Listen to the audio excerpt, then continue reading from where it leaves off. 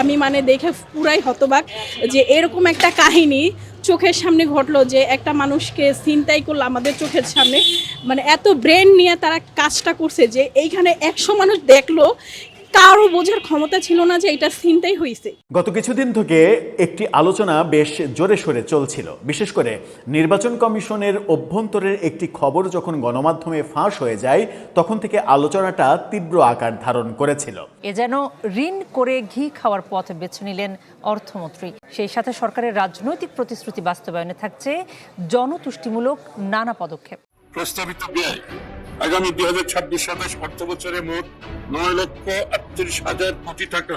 Budget শুধু অর্থনীতির হিসাব নিকাশ নয়, এটি মানুষের দৈনন্দিন জীবনযাত্রার সঙ্গেও ওতপ্রোতভাবে জড়িত। প্রতি বছরের মতো এবারও 2026-27 অর্থ বছরে প্রস্তাবিত জাতীয় বাজেট ঘোষণার পর সাধারণ মানুষের আগ্রহের কেন্দ্রবিন্দুতে রয়েছে কোন পণ্যের দাম কমবে আর কোনটির দাম বাড়বে। প্রতিদিনের বাজার খরচ কি কমবে নাকি পকেট থেকে বের হবে আরো বেশি টাকা? 2026-27 অর্থ বছরের প্রস্তাবিত বাজেট সামনে আসার পর এখন সবচেয়ে বড় প্রশ্ন সেটাই। নতুন বাজেটে একদিকে নিত্য প্রয়োজনীয় অনেক পণ্য ও সেবায় কর কমিয়ে স্বস্তির আভাস দেওয়া হয়েছে, অন্যদিকে কিছু আমদানি নির্ভর ও বিলাসবহুল পণ্যের শুল্ক বাড়ানো হয়েছে। ফলে বাজেট কার্যকর হওয়ার সঙ্গে সঙ্গেই বাজারে দামের নতুন সমীকরণ তৈরি হতে পারে। তুই বেটা ভারতে বিনিয়োগ করছিস কেন, তুই আমার দেশে বিনিয়োগ করলি না কেন? আমি কোনো সাম্প্রদায়িক দৃষ্টিভঙ্গি থেকে বলছি না, কারণ আমি সেই উপযোগী পরিবেশটা আমি আমার দেশে গড়ে তুলিনি। প্রধানমন্ত্রীকে একটা অনুরোধও করতে পারি, প্রবাসীদের জন্য একটা কল সেন্টার করেন, যাতে তারা দেশ এবং বিদেশ থেকে ওই কল সেন্টারে ফোন করে তার সমস্যাটা বলতে পারে।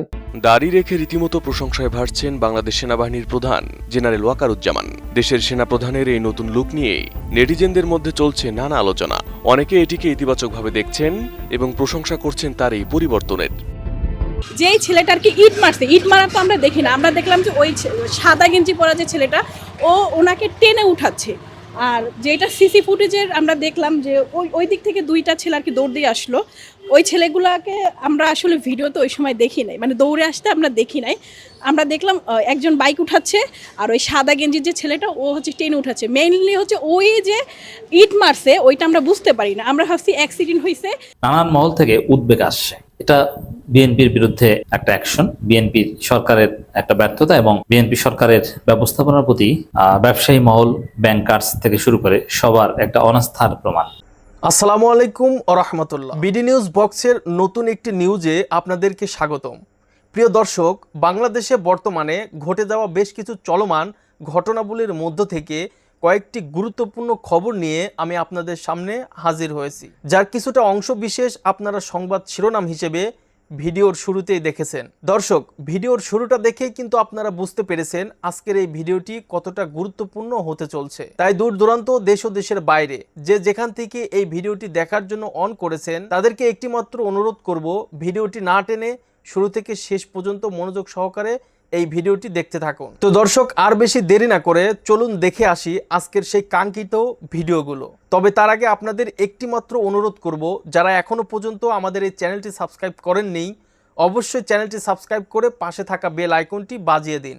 আর যারা অলরেডি ইতিমধ্যে সাবস্ক্রাইব করে রেখেছেন তাদেরকে অসংখ্য ধন্যবাদ এবং আমাদের পক্ষ থেকে অভিনন্দন জানাচ্ছি। তো চলুন দর্শক, ভিডিওতে একটা লাইক দিয়ে ধারাবাহিকভাবে সবগুলো ভিডিওর আলোচনা পর্যায়ক্রমে আমরা এবারে দেখে আসি। স্বাদ আকাশ ছোঁয়ার, কিন্তু সাধ্য একেবারে সীমিত। তারপরে অতীতের সব রেকর্ড ছাপিয়ে 9,38,000 কোটি টাকার বাজেট ঘোষণা করলেন অর্থমন্ত্রী আমির খসরু মাহমুদ চৌধুরী। অর্থের সংস্থান নিশ্চিতে এনবিআর এর উপর ভরসা রাখলেও থাকছে রেকর্ড ঘাটতি। এ যেন ঋণ করে ঘি খাওয়ার পথ বেছে নিলেন অর্থমন্ত্রী। বরাদ্দ বাড়াতে কার্পণ্য করেননি কোনো খাতেই। সেই সাথে সরকারের রাজনৈতিক প্রতিশ্রুতি বাস্তবায়নে থাকছে জনতুষ্টিমূলক নানা পদক্ষেপ। ঐতিহ্য আর প্রত্যাশার প্রতীক সেই ব্রিফকেস হাতে বেলা 3টায় জাতীয় সংসদ ভবনে অর্থমন্ত্রী আমির খসরু মাহমুদ চৌধুরী, সাথে প্রধানমন্ত্রী তারেক রহমান। 2027 অর্থ বছরের অর্থনীতি যখন স্মরণকালের ভয়ঙ্করতম এক সময় পার করছে, তখন প্রথমবারের মতো বাজেট উপস্থাপনার এক বিশাল গুরুদায়িত্ব তার কাঁধে। আমাদের প্রথম বাজেট প্রস্তাবনা উত্থাপনের জন্য দাঁড়িয়েছে মাননীয় স্পিকার।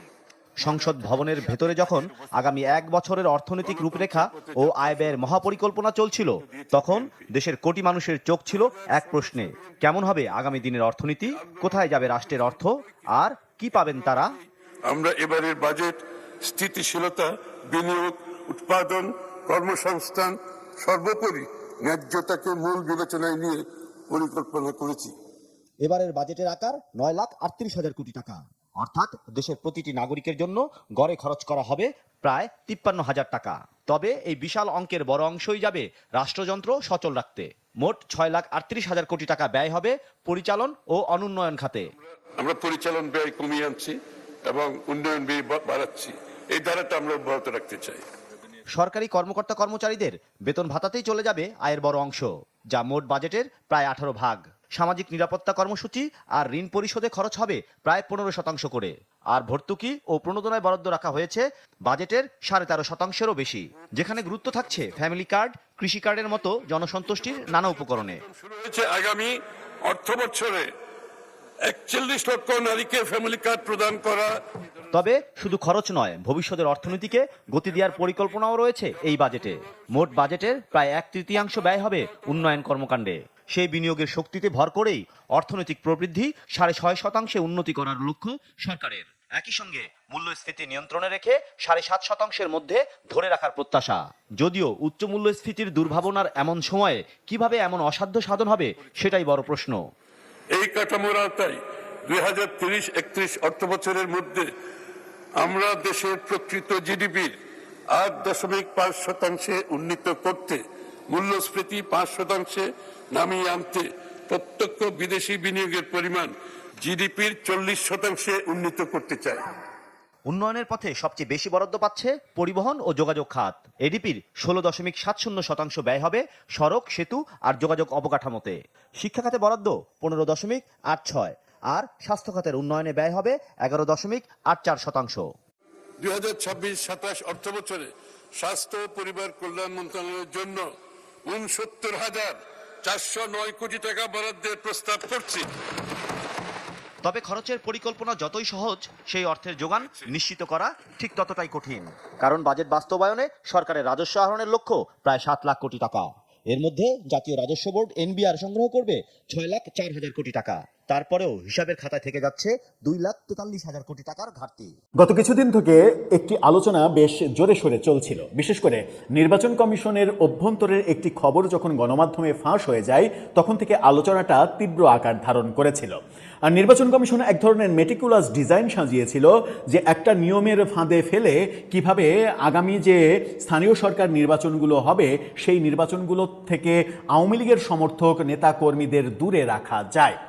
তারা একটা মেটিকুলাস হলফনামার সিদ্ধান্ত নিয়েছিল, যে হলফনামায় লিখতে হবে আমি নিষিদ্ধ ঘোষিত কিংবা কার্যক্রম নিষেধাজ্ঞা আছে এরকম কোনো সংগঠনের সঙ্গে কোনোভাবেই জড়িত ছিলাম না, নেই, ভবিষ্যতেও থাকবো না, এবং সেই তথ্য যদি মিথ্যা হয় তাহলে তার বিরুদ্ধে শাস্তিমূলক ব্যবস্থা নেওয়া যাবে, এমন নিয়মের খসড়াও তারা তৈরি করেছিল। সেটা নিয়ে ব্যাপক সমালোচনা হয়েছে। একদিন আগে সরকারের প্রধানমন্ত্রীর তথ্য উপদেষ্টা জানিয়েছিলেন যে আওয়ামী লীগের নেতাকর্মীদের অংশগ্রহণ করতে, ব্যক্তিগতভাবে অংশগ্রহণ করতে কোনো আপত্তি নেই। এই বক্তব্যের পরে আমরাও আলোচনা করেছিলাম যে নির্বাচন কমিশনের প্রস্তুতি আর সরকারের বক্তব্য দুটা কনফ্লিক্ট মনে হচ্ছে।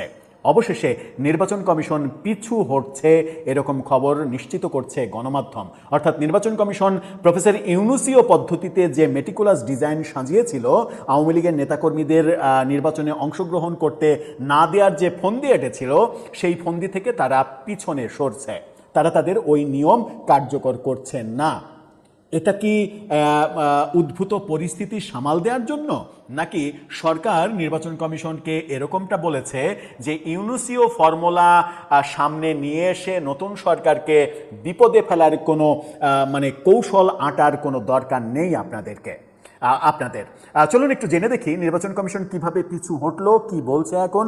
আওয়ামী লীগ যারা করেন কিংবা আওয়ামী লীগের নেতাকর্মী তারা সত্যিই স্থানীয় সরকার নির্বাচন, যেটা অক্টোবরে শুরু হচ্ছে ইউনিয়ন নির্বাচন দিয়ে, সেখানে অংশগ্রহণ করতে পারবেন কি না। নির্বাচন কমিশন পিছনে সরেছে, পিছু হটেছে, তারা তাদের সিদ্ধান্ত বদল করেছে। যে খসড়া তারা তৈরি করেছিল সেই খসড়া বাতিল করেছে তারা, অর্থাৎ সরকারের সায় পায়নি তারা। এটা সরকারকে সাধুবাদ দেয়া যেতেই পারে। কিন্তু নির্বাচন কমিশন যে মেটিকুলাস ডিজাইন সাজিয়েছিল, আমার মনে হয় সরকারের আরও বেশি তাদের সম্পর্কে সচেতন থাকতে হবে, কারণ এই ইউনূসীয় নির্বাচন কমিশন এই সরকারকে এরকম নানা ফাঁদে ফেলে বিপদে ফেলতে চেষ্টা করতেই পারে আগামীতেও।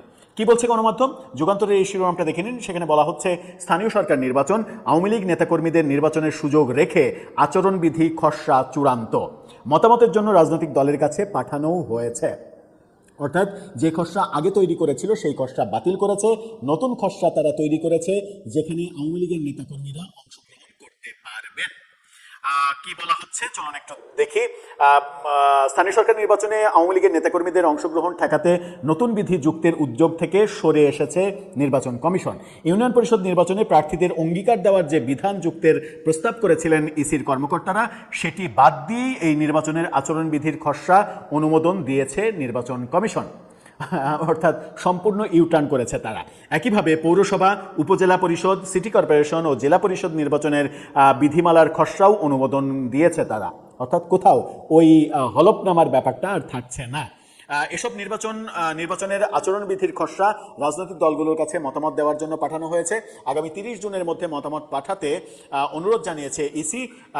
সংশ্লিষ্ট সূত্র এই তথ্য নিশ্চিত করেছে। অর্থাৎ তারা অনুমোদন দিয়ে দিয়েছে, এখন রাজনৈতিক দলের কাছে তাদের মতামতের জন্য পাঠানো হয়েছে। রাজনৈতিক দল এই ব্যাপারে নেগেটিভ কোনো মতামত দেবে না, এটাই স্বাভাবিক। হয়তো এনসিপি জামাত বলতেও পারে যে এমন একটা ক্লজ থাকতে হবে যেখানে আওয়ামী লীগের নেতাকর্মীরা অংশগ্রহণ যেন করতে না পারে, কারণ ইতিমধ্যেই আমরা আসিফ মাহমুদ সজীব ভুঁইয়ার এরকম একটা বক্তব্য দেখেছি। দাড়ি রেখে রীতিমতো প্রশংসায় ভাসছেন বাংলাদেশ সেনাবাহিনীর প্রধান জেনারেল ওয়াকারুজ্জামান। দেশের সেনাপ্রধানের এই নতুন লুক নিয়ে নেটিজেনদের মধ্যে চলছে নানা আলোচনা। অনেকে এটিকে ইতিবাচকভাবে দেখছেন এবং প্রশংসা করছেন তার এই পরিবর্তনের। মূলত গত 22 মে পবিত্র হজ পালন করতে সৌদি আরব সফরে যান সেনাপ্রধান। সৌদি সরকারের আমন্ত্রণে রাজকীয় অতিথি হিসেবে তিনি এই সফরে অংশ নেন। হজের আনুষ্ঠানিকতা সম্পূর্ণ করে গত 1 জুন দেশে ফেরার পর থেকেই তার মুখে দাড়ি দেখা যায়, যা দ্রুতই সামাজিক যোগাযোগ মাধ্যমে আলোচনার বিষয় হয়ে ওঠে। বিশেষ করে 10 জুন আন্তর্জাতিক জাতিসংঘ শান্তিরক্ষা দিবস উপলক্ষে ঢাকার সেনাকুঞ্জে আয়োজিত অনুষ্ঠানে দাড়িসহ প্রথমবারের মতো প্রকাশ্যে দেখা যায় তাকে। ওই অনুষ্ঠানে বক্তব্য দিতে গিয়ে জেনারেল ওয়াকারুজ্জামান বলেন, বিশ্ব শান্তি প্রতিষ্ঠায় বাংলাদেশ একটি স্বীকৃত ও নির্ভরযোগ্য নাম। দক্ষতা, পেশাদারিত্ব এবং সাহসিকতার মাধ্যমে বাংলাদেশের শান্তিরক্ষীরা আন্তর্জাতিক অঙ্গনে দেশের মর্যাদা আরও সমুন্নত করছেন বলে মন্তব্য করেন তিনি। এদিকে সামাজিক যোগাযোগ মাধ্যমে সেনাপ্রধানের নতুন লুককে ঘিরে নানা ধরনের প্রতিক্রিয়া দেখা যাচ্ছে। অনেক ব্যবহারকারী তার ব্যক্তিগত ও ধর্মীয় সিদ্ধান্তকে সম্মান জানিয়ে প্রশংসা করছেন। কেউ কেউ মন্তব্য করছেন, দক্ষিণ এশিয়ার সামরিক নেতৃত্বের পরিমণ্ডলে এমন দৃশ্য খুব একটা দেখা যায় না। আবার অনেকে বিষয়টিকে সম্পূর্ণ ব্যক্তিগত পছন্দের বিষয় হিসেবে দেখার আহ্বান জানিয়েছেন। জেনারেল ওয়াকারুজ্জামান 2024 সালের 23 জুন বাংলাদেশ সেনাবাহিনীর প্রধান হিসেবে দায়িত্ব গ্রহণ করেন। প্রায় 4 দশকের সামরিক জীবনে তিনি স্টাফ, কমান্ড এবং প্রশিক্ষণ সংশ্লিষ্ট বহু গুরুত্বপূর্ণ দায়িত্ব পালন করেছেন। দেশের সাম্প্রতিক রাজনৈতিক ও সামাজিক নানা গুরুত্বপূর্ণ সময়ে তার নেতৃত্ব ও পেশাদার ভূমিকা দেশ বিদেশে আলোচিত হয়েছে। বিশ্লেষণে দেখা যায়, বাংলাদেশের স্বাধীনতার পর এখন পর্যন্ত 18 জন সেনাপ্রধান দায়িত্ব পালন করেছেন। বর্তমান সেনাপ্রধান জেনারেল ওয়াকারুজ্জামান সেই ধারাবাহিকতার 18তম প্রধান। অতীতের সেনাপ্রধানদের মধ্যে দায়িত্বে থাকা অবস্থায় কাউকে নিয়মিত দাড়ি রাখতে দেখা যায়নি বলে আলোচনা উঠছে বিভিন্ন মহলে। সেই হিসেবে দাড়ি রেখে সেনাপ্রধান হিসেবে দেশের ইতিহাসে প্রথম নাম লেখালেন তিনি। এদিকে ধর্মীয় অঙ্গনেও সেনাপ্রধানের নতুন উপস্থিতি নিয়ে ইতিবাচক প্রতিক্রিয়া লক্ষ্য করা যাচ্ছে। অনেকে এটিকে ব্যক্তিগত ধর্মীয় অনুশীলনের বহিঃপ্রকাশ হিসেবে দেখছেন। সামাজিক যোগাযোগ মাধ্যমের যুগে জনপরিচিত ব্যক্তিদের ব্যক্তিগত পরিবর্তন খুব দ্রুত আলোচনার কেন্দ্রবিন্দুতে পরিণত হয়। তাই এ ধরনের বিষয়কে সম্মান, সংযম ও পারস্পরিক সহনশীলতার সঙ্গে দেখা উচিত বলে মনে করেন আলেম সমাজ। একটা চমৎকার সিদ্ধান্ত, বিদেশি বিনিয়োগ আনলে 1.5% প্রণোদনা। সংসদে প্রধানমন্ত্রী একটা গুরুত্বপূর্ণ একটা সিদ্ধান্ত তিনি ঘোষণা করলেন। কয়েকদিন আগের কথা বলি, একটু মনে কষ্টের কথা বলি।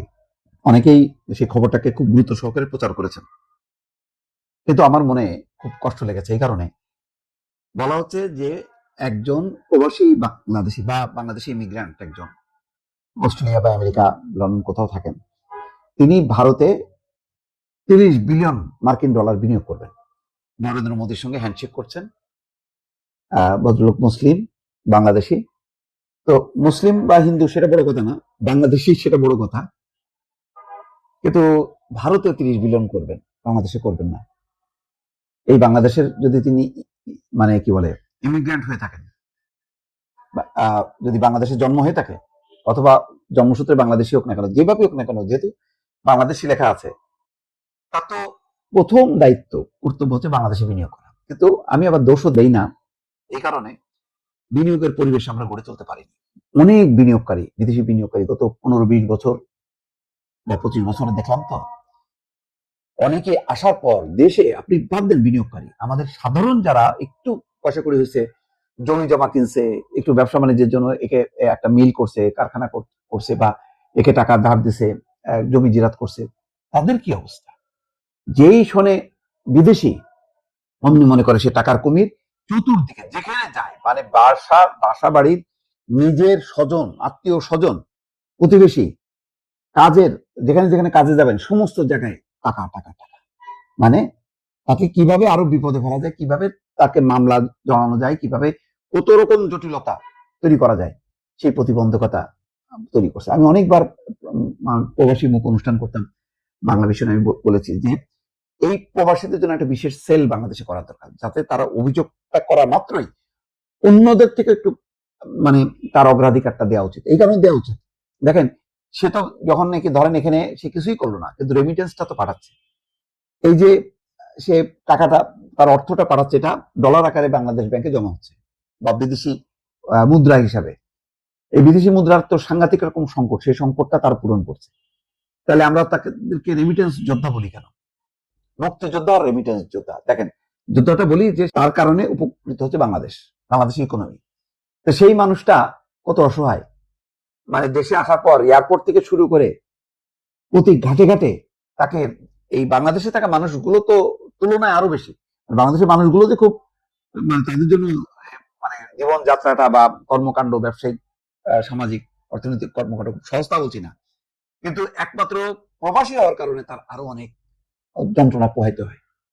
বাংলাদেশের বিরুদ্ধে বিরাট ঘটনা ঘটছে, অথচ জামাত দীর্ঘদিন এ বিষয়ে অবজার্ভ করেছে, কিছু বলেনি। হ্যাঁ, জামাত হয়তো বা বিষয়ে গবেষণা করেছে, সময় নিয়েছে, বিষয়টা ভালোভাবে স্টাডি করেছে, অবশেষে জামাত মুখ খুলেছে। শুধু মুখ খুলেছে তা না, জামাত তার জোটকে সাথে নিয়ে রাজপথে নামার সিদ্ধান্ত নিয়েছে। দর্শক, বাংলাদেশের স্বাধীনতার সার্বভৌমত্ব লঙ্ঘন করে বাংলাদেশের পায়ে পড়ে যুদ্ধ বাঁধাতে চাইছে ভারত, এবং তার অংশ হিসেবে প্রতিনিয়ত উস্কানিমূলক পুশিনের ঘটনা ঘটাচ্ছে ভারত। এমনকি তারা গাইবান্ধার পলাশবাড়ি, বৃহত্তর রংপুর এবং কোনো কোনো অংশ খুলনা, যশোর, এইগুলো দখল করার পরিকল্পনা করছে। বিশেষ করে সীমান্তবর্তী সমস্ত জেলাগুলো তারা দখল করার পরিকল্পনা করছে। ভারত মনে করছে যে তাদের যে হিন্দুত্ববাদী রাজনীতি, হিন্দুদের নিরাপত্তার যে কথা তারা বলে, যদিও তারা নিজ দেশে হিন্দুদেরও নির্যাতন করে, এতে বাংলাদেশের একটা অংশ তাদের দখল করা লাগবে, দ্বিজাতি তত্ত্ব নিয়ে এসেছে। এটা সুস্পষ্টভাবে বাংলাদেশের বিরুদ্ধে সামরিক আগ্রাসনের উস্কানি ছাড়া আর কিছুই নাই। যদিও বাংলাদেশের একজন প্রধানমন্ত্রীর তথ্য উপদেষ্টা, এক ছাত্র ইউনিয়ন এবং নাস্তিক ডাক্তার জাহেদ, এগুলোকে কিভাবে কোন যুক্তিতে যে উপদেষ্টা বানিয়েছে, বিএনপির কত ত্যাগী নেতা আছে, এই জাহেদের মতো ইউটিউবার ফটকাবাজ, এদেরকে বানিয়েছে প্রধানমন্ত্রী উপদেষ্টা। বিএনপির কোন যোগ্য কাউকে চোখে বাজবে না। এই লোকগুলো সর্বপ্রথম বিএনপি সরকারের সাথে পোল্টি মারবে। এই ডাক্তার জাহেদ এই পছন্দের মতো পোস্ট পজিশন না পেলেই পোল্টি মারে। যেমন এই লোকটা করতো ছাত্র ইউনিয়ন, তারপরে করেছে মাহমুদুর রহমান মান্নার দল, কিন্তু কোথাও পছন্দ মতো বা তার যে লক্ষ্য উদ্দেশ্য স্বপ্ন পূরণ হয়নি। এরপরে আওয়ামী লীগ করেছে, বা আওয়ামী বলয়ের একজন অ্যাক্টিভিস্ট ছিলেন। তারপরে শেষের দিকে এসে আওয়ামী লীগের বিরুদ্ধে অবস্থান নিয়েছে এবং বিএনপির প্রচন্ড সমালোচনা করতেন, তারেক রহমানের সমালোচনা করতেন, তারেক রহমানের দুর্বলতা নিয়ে কথা বলতেন, যে এটা ঠিক হয়নি, এটা পারছে না, অমুক তমুক বলতেন। তারপরে যেভাবে হোক তারেক রহমানের সাথে একটা সম্পর্ক হয়েছে, তারেক রহমানকে চাটা শুরু করেছে। ইউনূসের আমলে প্রথম দিকে ইউনূস সরকারের খুব জোরালো একজন সমর্থক ছিল। হ্যাঁ, ইউনূস এই সে ভালো, সব ঠিক আছে, ইউনূসই পৃথিবীর সেরা। তারপরে যেই ইউনূস সরকারের, তেমন মনে হয় ইউনূস সরকারের কোন একটা পদ পদবিতে ঢুকতে চেয়েছিল, যেই পারেনি, তারপরে পুরোপুরি বিএনপির গুলো উঠে গেছে, ইউনূস সরকারের বিরুদ্ধে লেগেছে। অবশেষে এই বাটপার জাহেদ